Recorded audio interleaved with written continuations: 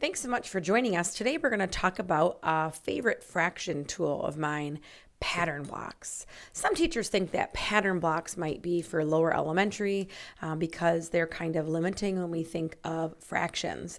Actually, when you look at this, you would think maybe this is the whole, and it's kind of limiting because all I could do is put a trapezoid on top, and that would be the half, and then I could use the rhombus as the third, and the triangle is the sixth.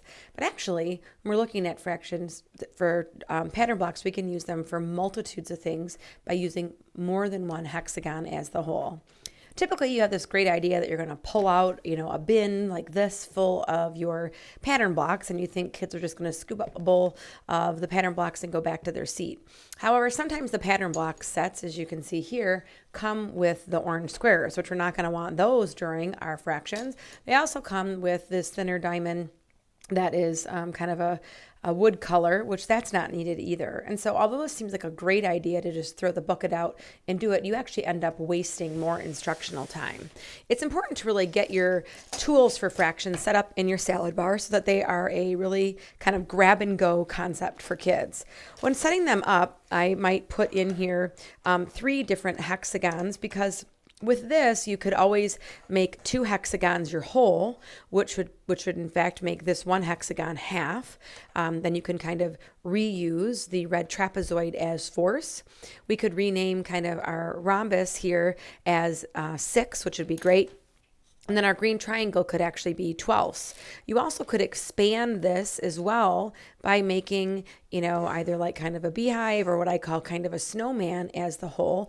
And you could get the tools for the pattern blocks to kind of use different types of fractions. For example, you could put the red on here and have this be 2, 4, 6. You could have ninths, which is sometimes hard to get because we don't get ninths when we use fraction tiles. And then you would end up using your triangles, could be even, as small if you wanted to, as 18ths. When setting this up, you kind of wonder what should be in a student kit bag. I would recommend that you have at least 15 sets of these in your mass salad bar for about a class set of 30. Kids can share the tools as they're using them and exploring with them, with adding, subtracting. You can use it with mixed numbers, equivalent fractions, reducing fractions, even multiplication and division. I would kind of focus on, when you're looking at the quantity, is kind of filling sort of this snowman so that you can use the full capacity of all of the different sizes for fractions. So I would put in there the red trapezoid. I would go ahead and put in 6 of those, and then for the rhombus, I would put in exactly the same that could kind of cover your whole, because you might want to be able to use 6, or you might want to be able to use ninths. When it comes to the green triangle, I find that this one is kind of the fussiest one to work with, because as I'm digging this out, I need to get a lot of these, and a lot of times your pattern block sets don't have enough. So you really only need enough to cover the 2 of them. It's more than likely you might move on to more of a pictorial or abstract way of looking at fractions. So I typically, in my sets for this, will go ahead and put in 12 triangles into the set.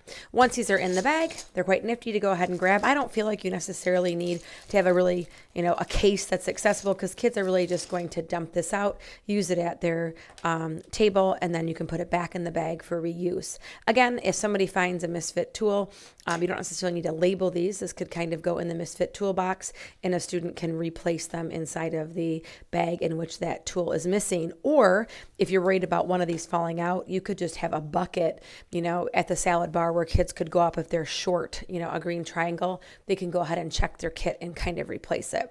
You can check out our website for lots of great ideas how you could use pattern blocks and other fraction ideas in your classroom at sis4teachers.org.